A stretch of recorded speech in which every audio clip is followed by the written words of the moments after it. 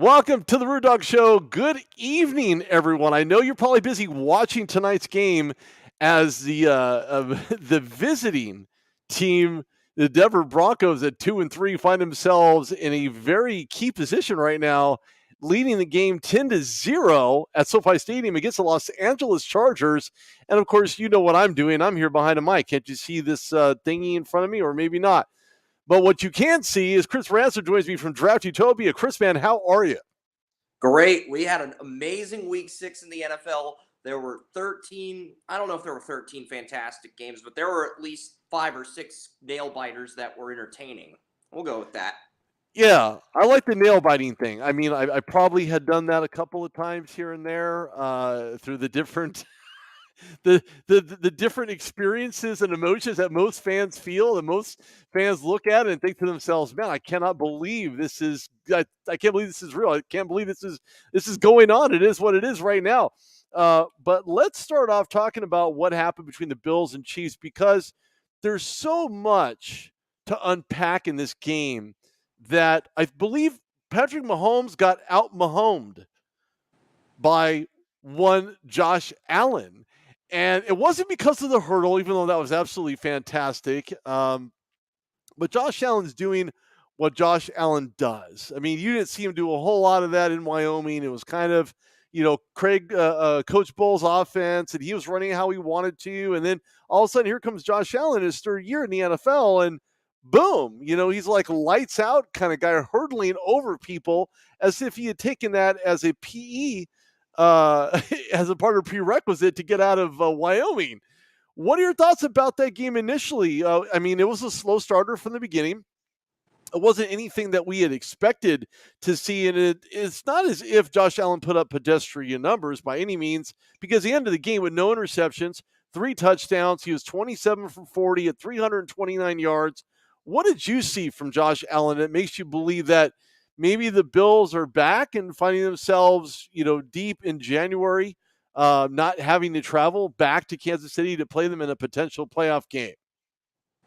Yeah, Josh Allen was amazing, and I thought the receivers did amazing as well. But the turnover battle, winning that was huge for Allen. I mean, outside of the fumble on the first drive of the game, the Bills offensively were flawless, and I don't really blame that on Allen. I feel like Singletary had a miscue there, so I felt like that was more of a team error rather than one individual's fault. Whereas the 2 Mahomes interceptions, the second one was definitely on him. The first one, I just thought that was a superb play by Elam. Initially it looked like a Juju Smith-Schuster touchdown, but Elam just made a superb play and broke that up. So I don't really blame the first interception on Mahomes, more so the second one, because the second one was at the end of the game. That was where the Chiefs had their opportunity to strike. And the Chiefs will be healthier if they meet again in January. They'll have McDuffie back. They'll have Willie Gay Jr. back. They might have their right tackle situation figured out by then. But this was an impressive win by Buffalo to win this game despite the injuries, despite Spencer Brown leading the game at right tackle. Allen really asserted his leadership in this game. Diggs and Gabe Davis made some plays. Knox had that clutch touchdown at the end. But this was just a superb statement win by the Bills. And now they're in the driver's seat to get the 1 seed in the AFC, whereas the Chiefs could still get the 2 seed, I think. And I'm not ruling out the Chiefs getting the 1 seed, but the Bills would have to either get hit by the injury bug hard or massively screw up colossally. And I can't see that with the way their team's been playing this season, Rudy.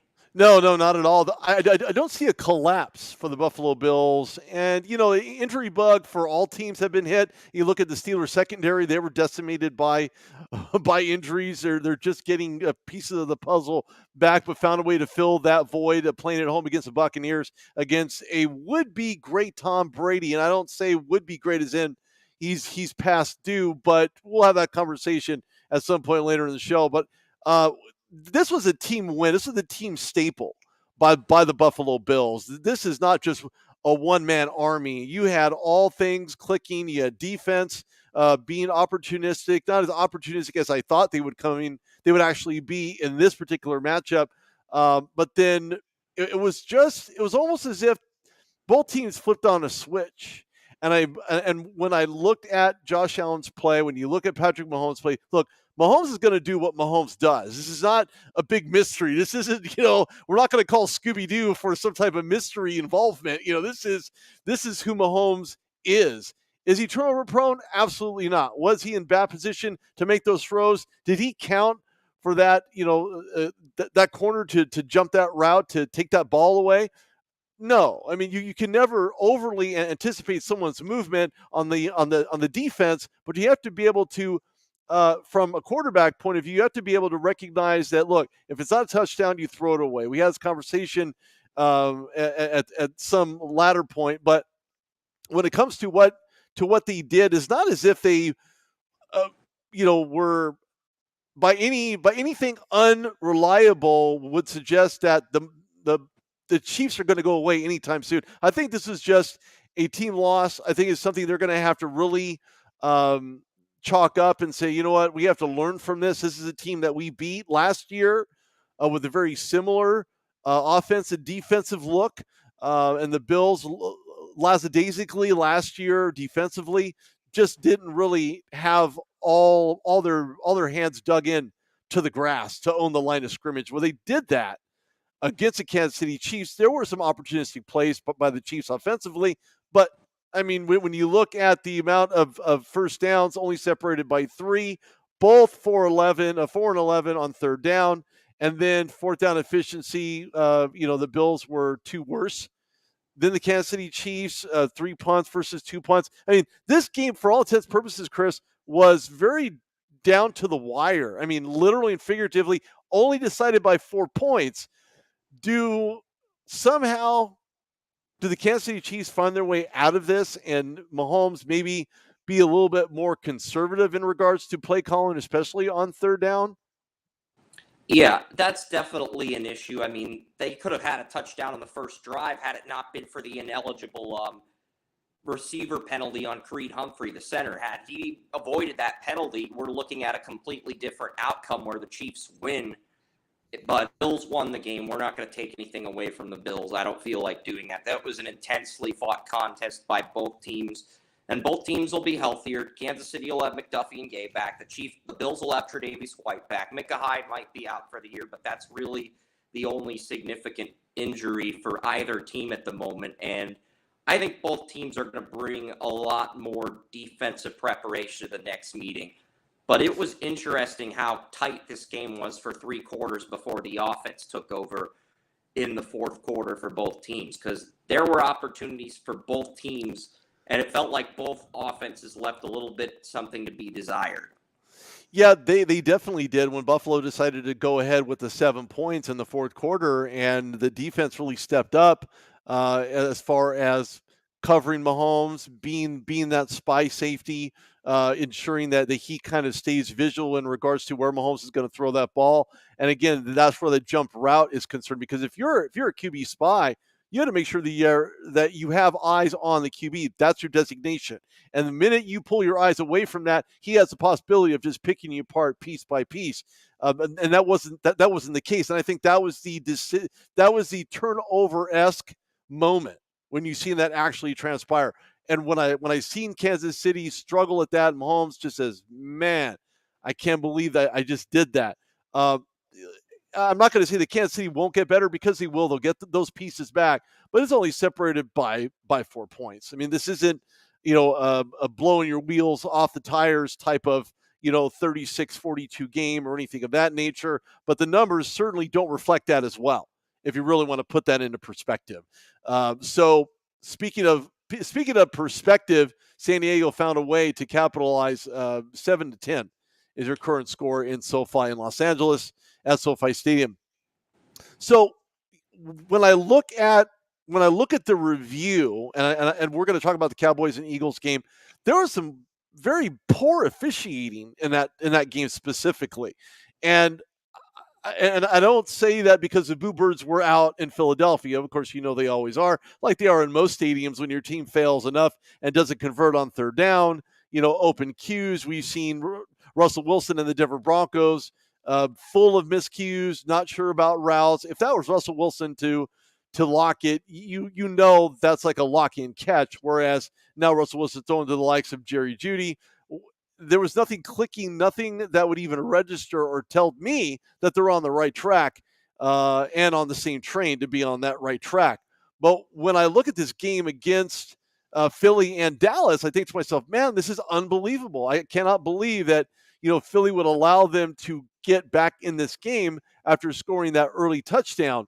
What does this game say for the Philadelphia Eagles and Hurts? Because we know now they're the only perfect team, and I know Don Shula is probably shaking his boots right about now talking about it because the last perfect season was by the the Miami Dolphins.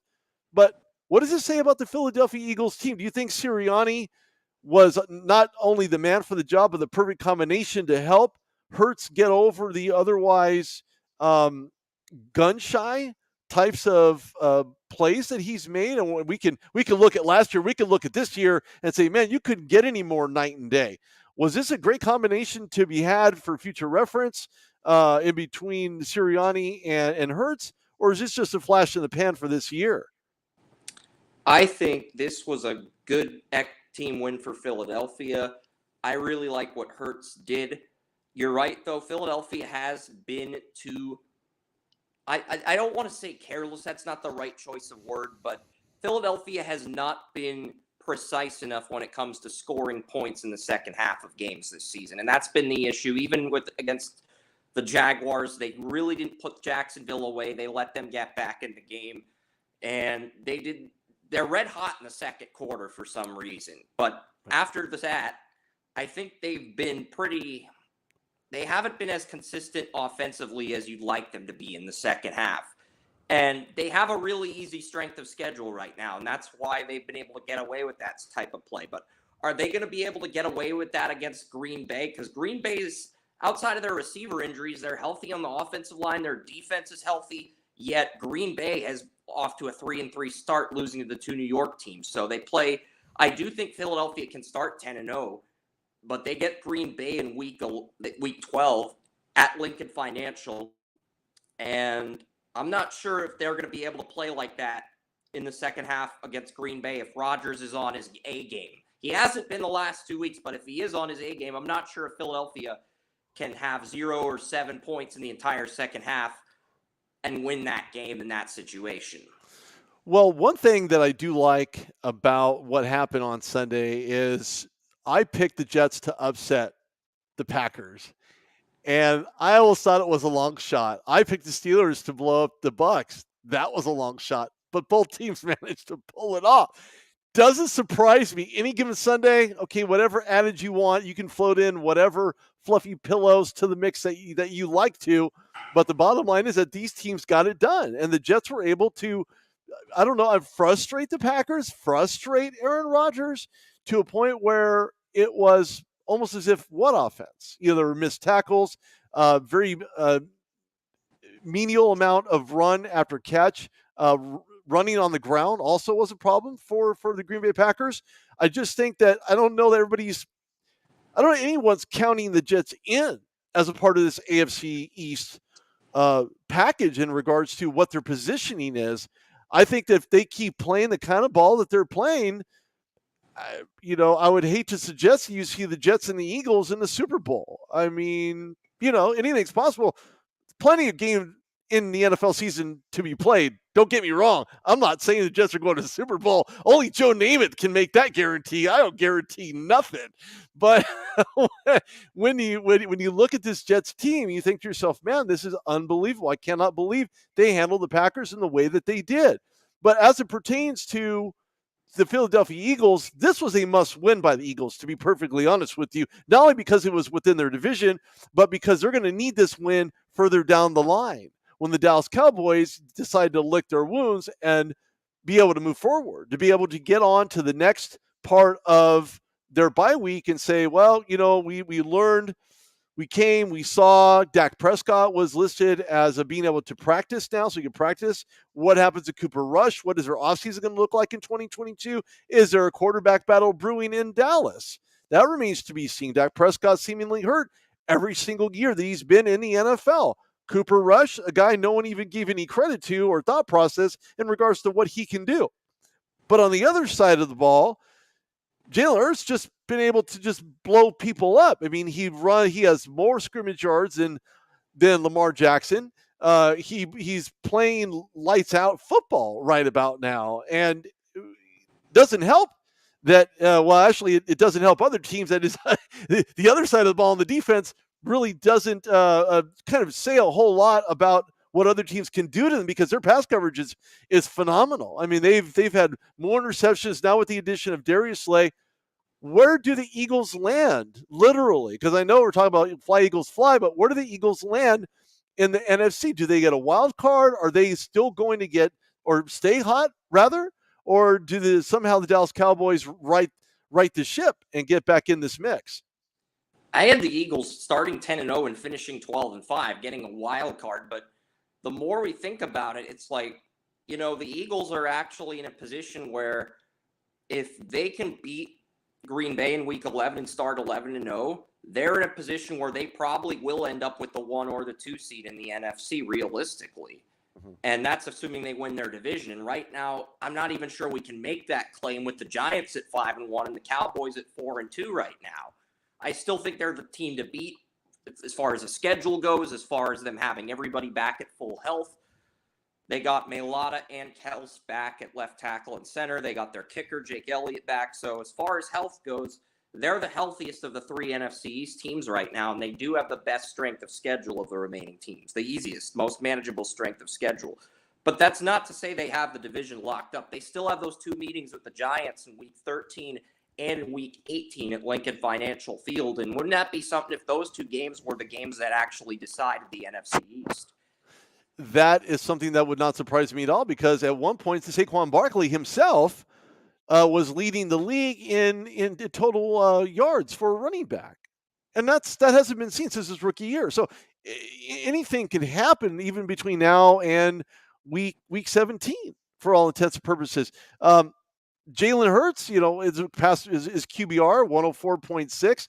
89.9 the week before that, 72.8, 123.5. I mean, this guy is almost a model, consistent football player that we haven't seen until this year.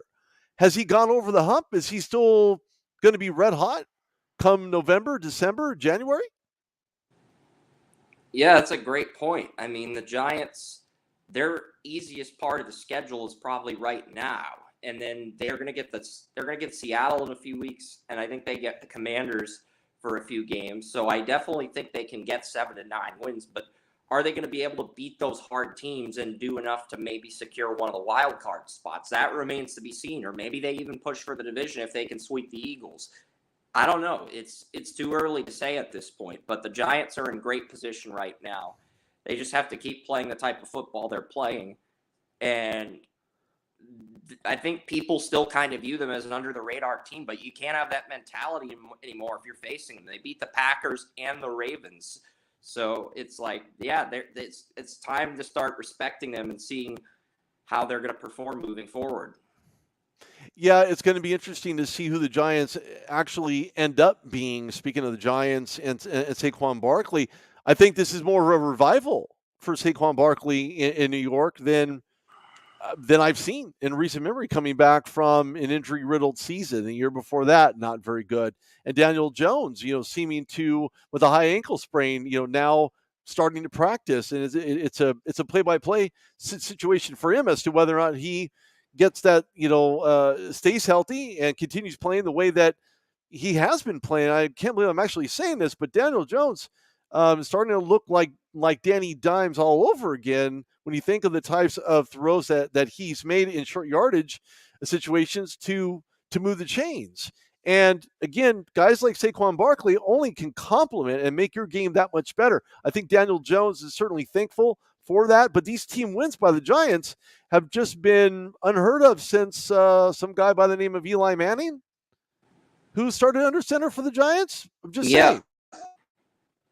And I believe it was year 4 when Eli Manning led the Giants to the Super Bowl. It's year 4 for Daniel Jones, too. I'm not saying that's going to happen. I just think that's a strange coincidence. Isn't it? Isn't it? This is Rudy Reyes on the RudeDogShow.com. Joined by Chris Ransom of Draft Utopia. Go follow Chris at Draft Utopia. We'll be live here for just a little bit longer. This is a very interesting game that we have going on at SoFi Stadium between the Chargers and Broncos. And it wasn't something that I expected. I was listening to a pregame conversation that was had with Russell Wilson, and it was something that I never thought I'd hear from Russell Wilson in regards to the haters and the ones that have been saying, well, I don't care what they're talking about, and it's of no consequence to me. Very not nonchalantly, but almost to a point where you're like, man, you got a chip on your shoulder, don't you? And he has every reason to be with a team that's 2-3, trying to find their offensive identity. Defensively, they've been okay. Not extremely stellar, but they've been okay. Does Russell Wilson find a way to get these monkeys off of his back, so to speak, and maybe pull out win after win after win if they somehow by chance get a win tonight in Los Angeles? They need every win they can get moving forward, Rudy. And the reason I say that's because Randy Gregory's injured, Ronald Darby's out for the year, and Garrett Bowles is out for the year. They did get Justin Simmons back tonight. That's definitely going to help at safety. But it's going to be up to Wilson to lead this team. He doesn't have his blind side for the rest of the year. So Denver goes as far as Russell Wilson takes them from this point forward. And you're seeing a different Russell Wilson than you saw the first 5 weeks of the season. And that's why I think this is going to be very interesting moving forward, because Russell Wilson, if he can win this game and get Denver to 3-3, they're back in the hunt. They have a chance to maybe do something. But we'll see what Denver's doing. Judy and Sutton, they've got weapons. They don't have Javonte Williams. I forgot to mention him. They've got Melvin Gordon, though, so I think they'll be fine for now. But, yeah, just keep running the ball and attacking this defense. Opportunities should present themselves. Well, they should, as long as Melvin Gordon Joey holds Bosa onto the ball. Week 18, Rudy. I forgot to mention that. Joey Bosa will be back for the second meeting when they meet in Denver in Week 18. So they don't have to deal with Bosa tonight. Mm-hmm. They're going to have to do some serious dealing, and Denver just finds themselves in hole after hole after hole in every single game that they play. This is the first game I've seen where they've actually led, but the question as to whether or not they can continue leading is another story. And I'd like to think that somehow on the other side of the ball with Justin Herbert, that rib cartilage is back in place, if you will.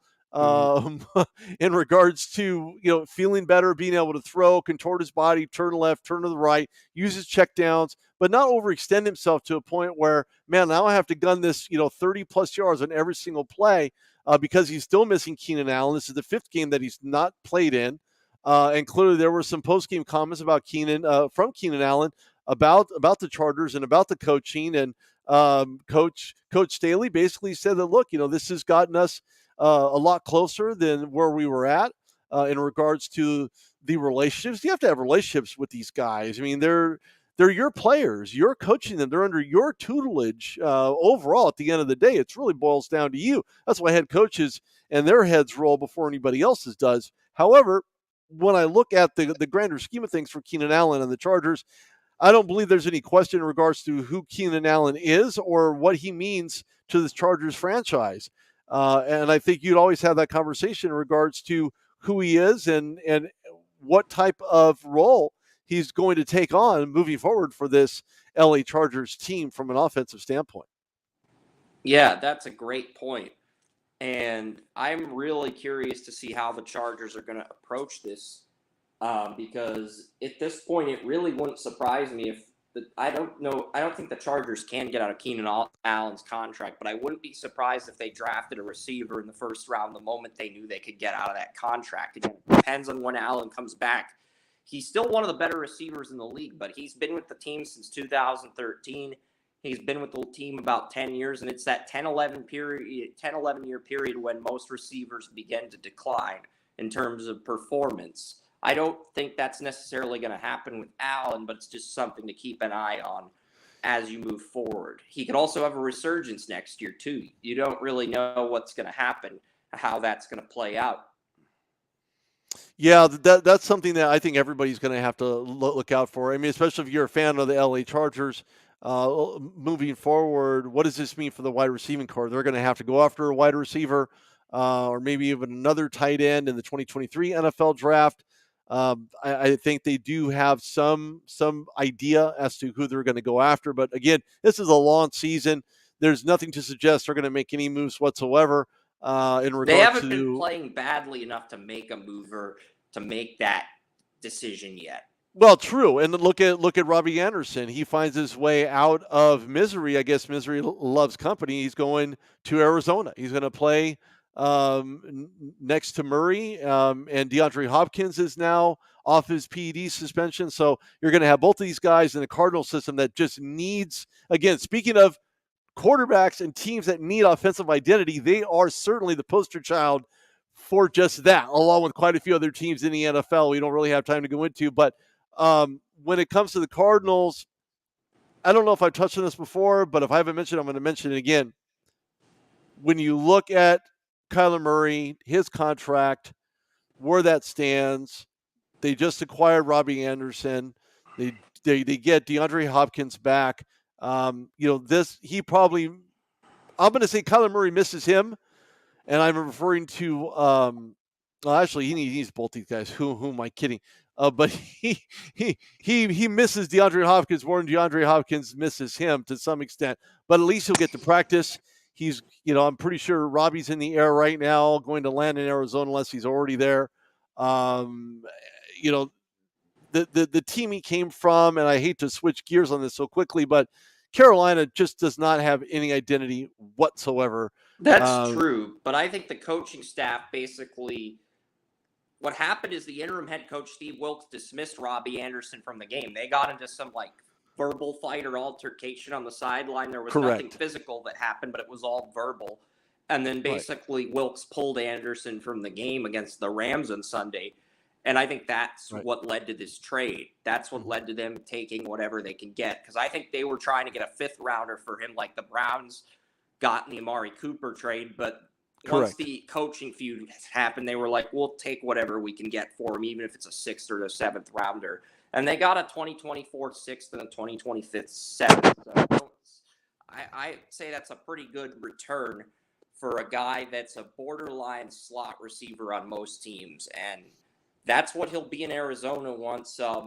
He might not even be guaranteed playing time. If he struggles while Marquez Brown is injured, it might be Hopkins, Brown, and Rondale Moore when Brown's cleared in 6 weeks. Because initially the reports were Brown's injury was season-ending, but Adam Schefter later reported today it's only a 6-week injury. So the Cardinals could have all 6 of those guys for the home stretch. Yeah, I don't know if Hopkins is out of the mix. I don't know that he has failed this team, obviously outside of the PED suspension, which obviously hurts this team from a wide receiver perspective and being able to put points on the board. Okay, yes. In that regard, he is certainly an issue and something to look at moving forward. And of course, everybody deserves a second chance, but third, fourth, fifth, sixth chances in the NFL, ask Antonio Brown. He'll tell you all about it.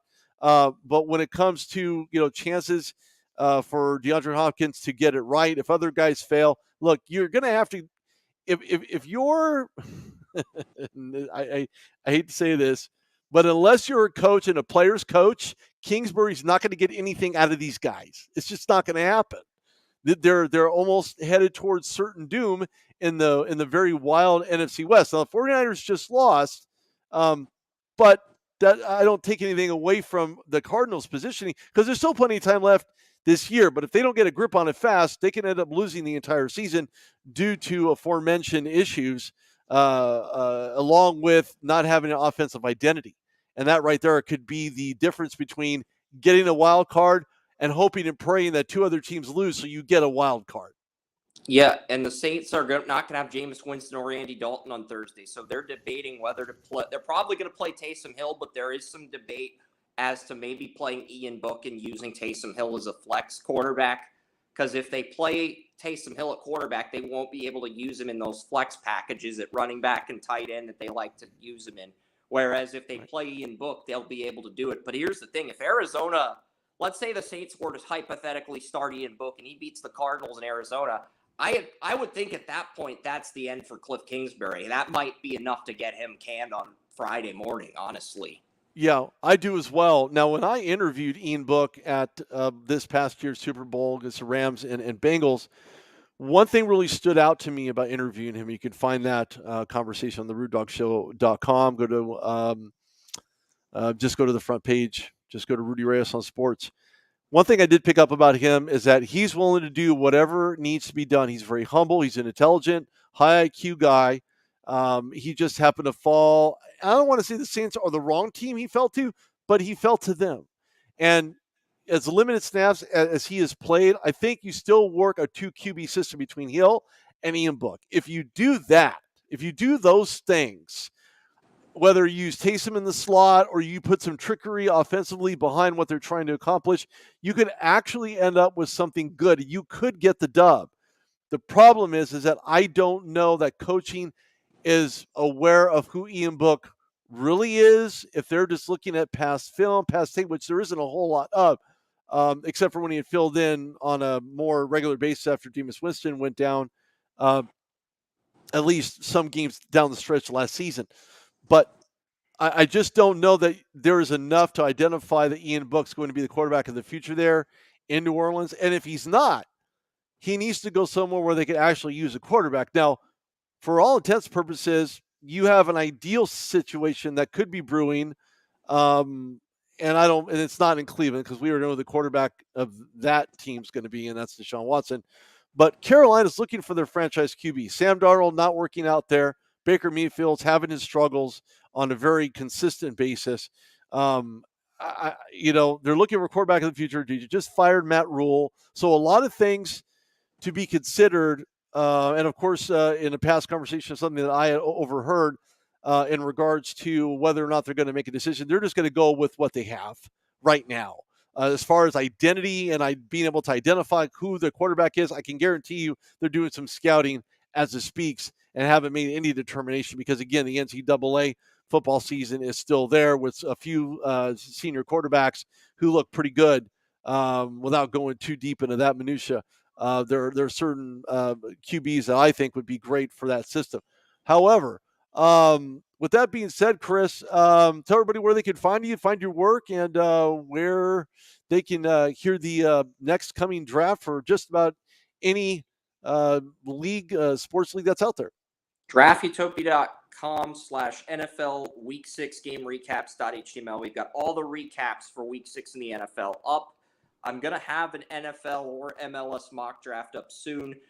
Super draft, it got pushed up to December 21st, 2022, the 2023 super draft for soccer, and then the NFL draft. So once that's out of the way during the holiday season, I'll have all of post-Christmas break until April to focus on the NFL draft. It's kind of nice knowing that I get one of the 2023 drafts out of the way in the 2022 calendar year. It gives me more time to relax, spend time with family during the holidays too. But yeah, that's going to be fun. And I cannot wait for Week 7 in the NFL. It might be a little bit boring with the Rams, Vikings, Eagles, and Bills all on bye weeks next week. Yeah, it's going to be interesting. A lot of buys, but that gives you some time that you have bought, speaking of buys, to get those drafts done. So you can go follow Chris at Draft Utopia. Chris, hey, man, thanks for coming on the show. I appreciate it, and we're going to do this again sooner rather than later. All right, thanks a lot. Hey, thanks, everybody, for tuning in. Go to the RudeDogShow.com and go throw Chris a follow. You're going to be glad you did. You can go check out this on todayscalifornia.com. You can follow me at Rude Dog Reyes on Twitter, Instagram, LinkedIn, you name it, I'm on it. Thank you so much. Everybody have a great evening and enjoy the rest of this game that now has the Denver Broncos leading 13-10 on tonight's television screen if you happen to be in front of one instead of listening to me. Thanks again. I appreciate it. Like it, love it, share it, but never leave it. This is Rudy Reyes of the Rude Dog Show. I bid everybody a great night. See you soon.